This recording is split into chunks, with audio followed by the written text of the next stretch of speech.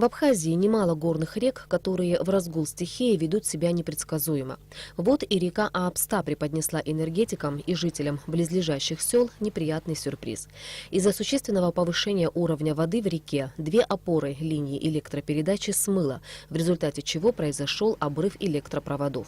Последний раз Аапста разливалась так сильно лет 10 назад. В данное время установить опоры в тех же местах не представляется возможным, поэтому сейчас здесь дополнительно устанавливаются укрепительные опоры.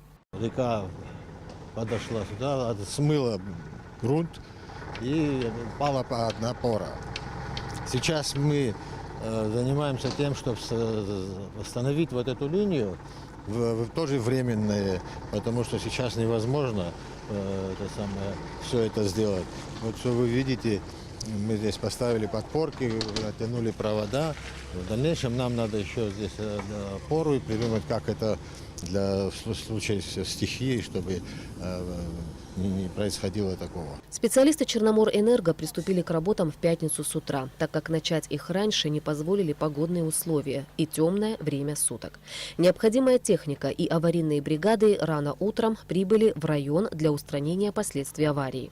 Чтобы обеспечить село Абгархук электроэнергией, специалистам пришлось построить новую обводную линию протяженностью более 500 метров. Опоры, провод, все, что необходимо, нам предоставили. Надо, что это техника, дополнительная техника, чтобы это быстрее делать.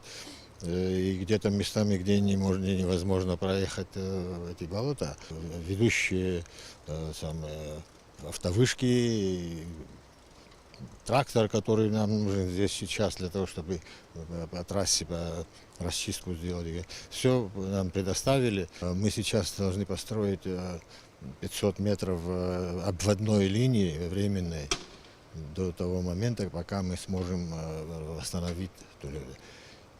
И вот сегодня к 6 часам вечера в результате слаженной работы аварийных бригад РУП Черноморэнерго электроснабжение в селе Абгархук и поселке Приморское полностью восстановлено. Ирина Аршба, Роберт Ломия, Абхазское телевидение.